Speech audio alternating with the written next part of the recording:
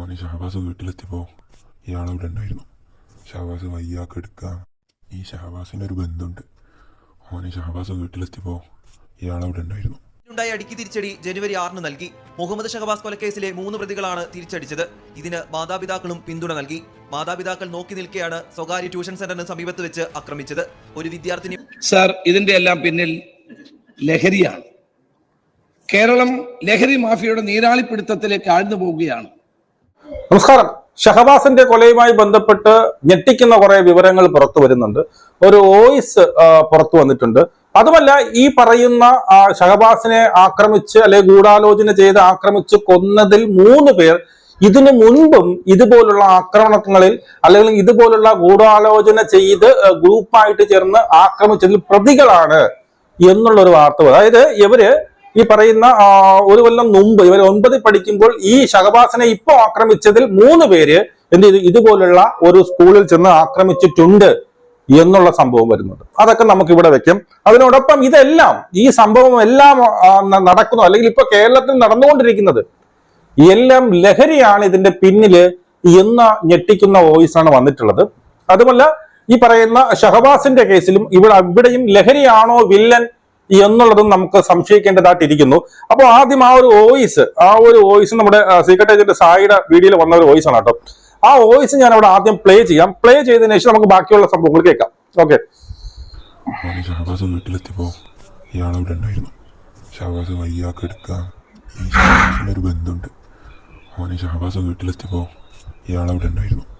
ഷഹബാസ് വയ്യാക്കെടുക്കുക എന്നൊക്കെ പറഞ്ഞപ്പോൾ ഇയാളാണ് പറഞ്ഞത് ഓനും എന്തോ ലഹരി അടിച്ച് കുത്തിരിയാണ്, നിങ്ങളാരും എടുത്തേക്ക് പോകണ്ട, അതുകൊണ്ടാണ് ഓലാരും ആദ്യം എടുത്തേക്ക് പോകണമെന്ന്.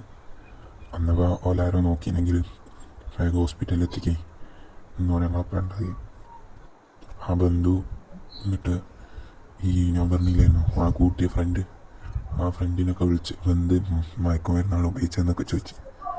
എന്നിട്ട് ഇന്നലെ 2 ആ ന്യൂസിൽ വന്നിട്ട് വിളിക്കും. മൂപ്പര് പറയുന്നത് മൂപ്പര് വേറെ എന്തൊക്കെ പറയുന്നുണ്ട്. പക്ഷേ ഒരു കണക്കിൽ മൂപ്പരെങ്ങാനും ലഹരി ഒന്നും ഉപയോഗിച്ചല്ല എന്താ കാര്യം നോക്കിയെങ്കിൽ ചിലപ്പോൾ നമുക്ക് അവിടെ കിട്ടുകയും ഡോക്ടർമാർ 1 മണിക്കൂർ മുമ്പ് വരണമെന്ന് പറയൂലായിരുന്നു. ഈ ഓനിങ്ങോട്ടേക്ക് ഓനെപ്പോരെയൊന്ന് കൂട്ടിയില്ലായിരുന്നു. ആ ഫ്രണ്ടിനെ വിളിച്ചത് ഈ ബന്ധുവിന് ആദ്യം ഇവൻ എന്താ സാധനം അടിച്ചതെന്ന് ചോദിച്ചു. അപ്പോൾ കുറച്ച് വയസ്സായ ഒരാളാണ്. ഓനെന്തോ ഒരു ബന്ധുവാണ്, എന്താണ് ഏത് വകയിലാണെന്നൊക്കെ ഓർമ്മയില്ല. എന്നോട് ഈ എൻ്റെ ഫ്രണ്ട് പറഞ്ഞു ഓനാണ് വിളിച്ചത്. ഇതിനകത്ത് ഇവർ പറയുന്നതെന്ന് വെച്ച് കഴിഞ്ഞാൽ ഞെട്ടിക്കുന്ന ഒരു വോയിസ് ആണ്. സത്യം പറഞ്ഞാൽ ഈ വോയിസ് എങ്ങനെ കിട്ടിയെന്ന് വെച്ച് കഴിഞ്ഞാൽ ഈ ഷഹബാസിന്റെ ഫ്രണ്ട് മറ്റൊരു ഫ്രണ്ടിന് പറഞ്ഞു കൊടുത്ത വോയിസ് ആണ്. അപ്പോൾ ആ ഫ്രണ്ട് ഏതെന്ന് തിരിച്ചറിയാതിരിക്കാൻ വേണ്ടിയിട്ടാണ് ഈ വോയിസിൽ കുറച്ച് ചേഞ്ചസ് വരുത്തിയിരിക്കുന്നത്. മനസ്സിലായോ?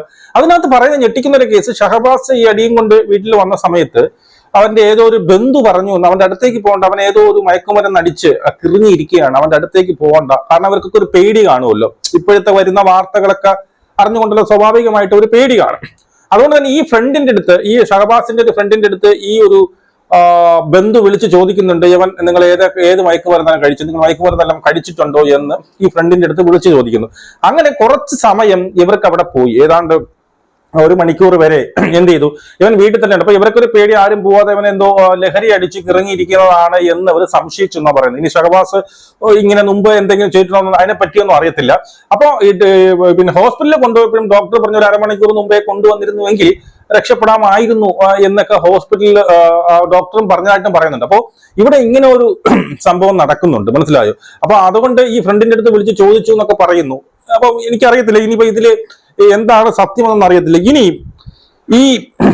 ഈ ലഹരിയുടെ കേസ് അല്ലെ, അതിനു മുമ്പേ ഈ യവനെ ആക്രമിച്ച 3 പേരുകൾ അല്ലെ, ഈ ആക്രമിച്ച 5 പേരിൽ 3 പേര് ഇതിനു മുമ്പേയും എന്ത് ചെയ്തിട്ടുണ്ട്, ഇതുപോലുള്ള ഒരു ആക്രമണത്തിൽ ഭാഗമായിട്ടുണ്ട് എന്നുള്ളത്. ഇവർക്ക് ഇതിനെ സ്ഥിരം പരിപാടിയാണ്. ഇവര് സ്ഥിരം ഈ പറഞ്ഞതുപോലെ പിന്നെ പ്രതികാരം വീട്ടുക, പിന്നെ കൂടിയിരുന്ന് ഗൂഢാലോചന നടത്തുക, തിരിച്ചടിക്കാൻ പോകും. അതുകൊണ്ട് ഇവന്മാർ ചെറിയ കുട്ടികൾ ഇവർ ക്രിമിനലാണ്. ഇവരെ കൊണ്ട് പരീക്ഷ എഴുതാൻ ഇരുത്തിക്കാണ്. മറ്റവൻ പരീക്ഷ എഴുതാതെ എന്ത് ചെയ്തു, ചത്തവൻ പോയി. അവന് പരീക്ഷ എഴുതാൻ പറ്റില്ല, ഒന്നും ചെയ്യാൻ പറ്റില്ല. കൊന്നവന്മാർ വന്നിരുന്ന് സുഖമായിട്ടിരുന്ന് പരീക്ഷ എഴുതുന്നത്. എന്തൊരു തേങ്ങയ്ക്കന്മാർ എഴുതണോ, എന്തിനെ പഠിപ്പിച്ചിട്ട് എന്ത് വിടണമെന്ന് എനിക്ക് പിടുത്തമില്ല. ഇതിന് ഞാൻ സർക്കാരിനെ കുറ്റം പറഞ്ഞിരുന്ന കാര്യമില്ല, നിയമമാണ് വളരെ. സർക്കാരിന് എല്ലാവരും കിടന്ന് കുറ്റം പറഞ്ഞൊരു കാര്യമില്ല.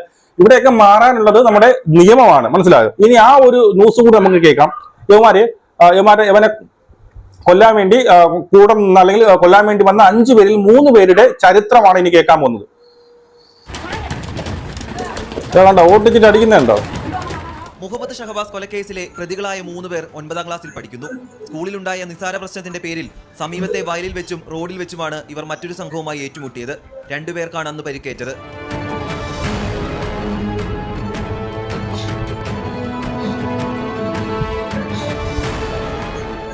ജനുവരി 5-നുണ്ടായ അടിക്ക് തിരിച്ചടി ജനുവരി 6-ന് നൽകി. മുഹമ്മദ് ഷഹബാസ് കൊലക്കേസിലെ 3 പ്രതികളാണ് തിരിച്ചടിച്ചത്. ഇതിന് മാതാപിതാക്കളും പിന്തുണ നൽകി.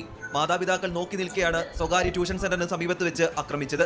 ഒരു വിദ്യാർത്ഥിനി ഉൾപ്പെടെ 3 പേർക്കന്ന് പരിക്കേറ്റു. 2 പരാതികൾ പോലീസിന് ലഭിച്ചുവെങ്കിലും കാര്യമായി ഒന്നും ചെയ്യാനായില്ല. അന്ന് ശിക്ഷിക്കപ്പെട്ടിരുന്നുവെങ്കിൽ ഇന്നൊരു ജീവൻ നഷ്ടമാകും. അന്ന് ശിക്ഷിക്കപ്പെട്ടിരുന്നുവെങ്കിൽ ഇന്ന് ഇത് സംഭവിക്കില്ലായിരുന്നു. സത്യമായിരുന്നു. അതായത് ഇവൻ 9 പഠിക്കുമ്പോൾ ഈ പറയുന്ന 5 പേരിൽ 3 പേര് 9 പഠിക്കുമ്പോൾ ചെറിയ ഒരു പ്രശ്നത്തിന്റെ പേരിൽ എന്ത് ചെയ്തു, ഇവരെ ഇന്ന് അടിക്കുന്നു. അതിനെ പ്രതികാരം വീട്ടാൻ വേണ്ടി അവർ പിറ്റേ ദിവസം പോയി തിരിച്ചടിക്കുന്നു. ഈ തിരിച്ചടിക്കുന്ന സമയത്ത് എന്ത് ചെയ്യും, ഇവരെ മാതാപിതാക്കൾ വരെ കൂട്ടുനിന്നു എന്നാണ് പറയുന്നത്. ഒരു മാതാപിതാക്കൾ ഏതൊക്കെ ഈ 3 പയ്യന്മാർ ആരാണെന്ന് അറിയത്തില്ല. അതിൽ മാതാപിതാക്കൾ കണ്ടുകൊണ്ട് നിൽക്കുന്ന സമയം മോനെ അടിയിടാ പോയി നീ നിനക്ക് കിട്ടിയത് തിരിച്ചടി എന്ന് പറഞ്ഞു വിട്ടിട്ടുണ്ടാവും. അവിടെ നിന്നാണ് ഇവനൊക്കെ ഇത് സ്റ്റാർട്ട് ചെയ്യുന്നതാണ് ഞാൻ മനസ്സിലാക്കുന്നത്. അതായത് മാതാപിതാക്കൾ നോക്കി നിൽക്കുകയായിരുന്നുവെങ്കിൽ ഇവർ അടിക്കുന്നത് മാതാപിതാക്കൾ നോക്കി നിൽക്കുകയായിരുന്നെങ്കിൽ മാതാപിതാക്കൾ എന്തൊരു മൗന സമ്മതം കൊടുക്കുകയാണ്. അതായത് തലേ ദിവസം എന്തോ യുവരെ അടിച്ചപ്പോൾ നീ തന്നെ പോയി തിരിച്ചടിക്കണം ചിലപ്പോൾ മാതാപിതാക്കൾ പറഞ്ഞിട്ടില്ല. നോക്കി നിൽക്കേണ്ട ആവശ്യമില്ലല്ലോ, പിടിച്ചു മാറ്റേണ്ടതല്ലേ. അപ്പൊ മാതാപിതാക്കൾ നോക്കി നിൽക്കണമെങ്കിൽ എന്ത് ചെയ്തപ്പോ നീ കൊടുറ നിനക്ക് കിട്ടിയല്ലേ നീ എന്നെ തിരിച്ചടിക്കുക എന്ന് പറഞ്ഞ് എന്ത് ചെയ്തു, യവമാര് പോയി തിരിച്ചടിച്ച് അത് അവന്മാർക്ക് ഒരു ഹരമായി. എന്നാൽ മാതാപിതാക്കൾ ഒരു സപ്പോർട്ടാണ്. അപ്പൊ അവർക്ക് എന്തായി, അതൊരു ഹരമായി. ആ ഹരമാണ് വന്ന് ഇപ്പൊ ഒരു പയ്യന്റെ കൊലപാതകത്തിലേക്ക് എത്തി നിൽക്കുന്നതെന്നാണ് എനിക്കിതിൽ നിന്ന് മനസ്സിലായോ? മാതാപിതാക്കൾ സപ്പോർട്ട് ചെയ്താൽ എന്ത് ചെയ്യും? അപ്പൊ യവമാരെ ക്രിമിനൽ ആക്കിയതിൽ ഒരു നല്ലൊരു പങ്ക് മാതാപിതാക്കൾക്കുണ്ടെന്ന് ഞാൻ പറയും. ഈ ഒരു വാർത്ത കേട്ടിട്ട് എനിക്ക് അങ്ങനെ തോന്നി. ഇത് മാതാപിതാക്കൾ പറഞ്ഞു വിട്ടടിച്ചതുപോലെ എനിക്ക് തോന്നി. അല്ല, ഒരു മാതാപിതാക്കൾ നോക്കിക്കൊണ്ട് നിൽക്കില്ല, പിടിച്ചെങ്കിൽ മാറ്റും. പിടിച്ചു മാറ്റിയിട്ടില്ലെങ്കിൽ നിനക്ക് കിട്ടിയല്ലേ നീ അതിന്റെ പ്രതികാരം നീ തന്നെ വിട്ടുക, നീ പോയി അടിച്ചോ എന്ന് മാതാപിതാക്കൾ പറഞ്ഞിരിക്കുന്നു. അതുകൊണ്ടാണല്ലോ നോക്കുന്നത്. അപ്പം ഇവിടെ തെറ്റുകാര് കറങ്ങി തിരിഞ്ഞ് മാതാപിതാക്കളെ തന്നെ വരുന്നു. ഇനി ഇവിടെ എല്ലാത്തിനും കാരണം ഈ പറയുന്ന ലഹരിയാണെന്ന് പറയുന്നുണ്ട്. അതിനെ സാധൂകരിക്കുന്ന ഒരു വാർത്ത രമേശ് ചെന്നിത്തല പറഞ്ഞിട്ടുണ്ട്. അതും കൂടി നമുക്കൊന്ന് കേൾക്കാം. കൊല്ലുമെന്ന് പറഞ്ഞാൽ കൊല്ലും. അവന്റെ കണ്ണൊന്ന് പോയി നോക്ക്, കണ്ണൊന്നുമില്ല. സാർ, ഇൻസ്റ്റാഗ്രാമിലെ ഒരു ഗ്രൂപ്പിൽ വന്ന ശബ്ദ സന്ദേശമാണ്. കൂട്ടത്തല്ലിൽ മരിച്ചാൽ ഒരു വിഷയവുമില്ല, പോലീസ് കേസെടുക്കില്ല, കേസ് ഉണ്ടാവില്ല, കേസ് തള്ളിപ്പോകും. കൂട്ടമായി മർദ്ദിച്ചു വന്നാൽ കേസുണ്ടാവില്ല. സാർ, 10ാം ക്ലാസ്സിൽ പഠിക്കുന്ന ഒരു കൂട്ടം വിദ്യാർത്ഥികൾ ഷഹബാസ് എന്ന് പറയുന്ന ചെറുപ്പക്കാരനെ അതേ ക്ലാസ്സിൽപ്പെട്ട 10ാം ക്ലാസ്സിൽപ്പെട്ട ഒരു കുട്ടിയെ ആസൂത്രിതമായി മർദ്ദിച്ചു കൊന്ന ശേഷം ഇൻസ്റ്റാഗ്രാമിലൂടെ സന്ദേശം പകർന്നതിനെയാണ് ഞാനിവിടെ വായിച്ചത്. സാർ, കേരളത്തിന് മനസ്സാക്ഷിയെ ഞെട്ടിപ്പിച്ച കൂട്ടക്കൊലപാതകങ്ങളാണ് ഇപ്പോൾ സംഭവിച്ചുകൊണ്ടിരിക്കുന്നത്. നമുക്കൊന്നും വിചാരിക്കാൻ കഴിയാത്ത അല്ലെങ്കിൽ സങ്കല്പിക്കാൻ കഴിയാത്ത നിലയിൽ കേരളത്തിലെ കലാലയങ്ങളിലും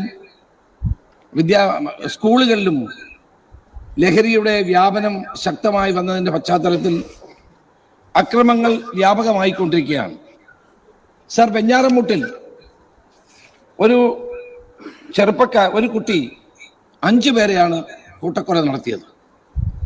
താമരശ്ശേരിയിൽ ലഹരിക്ക് അടിമയായ അഷീഖ് എന്ന വ്യക്തി ഉമ്മയെ കൊന്നിട്ട് പറഞ്ഞു, എനിക്ക് ജന്മം നൽകിയെന്നുള്ള പ്രതികാരമാണ് എന്ന് പറഞ്ഞു. എറണാകുളത്തൊരു സ്കൂളിൽ മഹിർ എന്ന് പറയുന്ന ഒരു കുട്ടിയെ റാഗ് ചെയ്ത് ആ കുട്ടി ആത്മഹത്യ ചെയ്തു. ആത്മഹത്യ ചെയ്തപ്പോൾ സന്തോഷിച്ച് കൈയടിച്ച് ആഹ്ലാദിക്കുന്ന ഒരു കൂട്ടം വിദ്യാർത്ഥികളുടെ ഫോട്ടോ സോഷ്യൽ മീഡിയയിൽ പ്രചരിക്കുകയുണ്ടായി.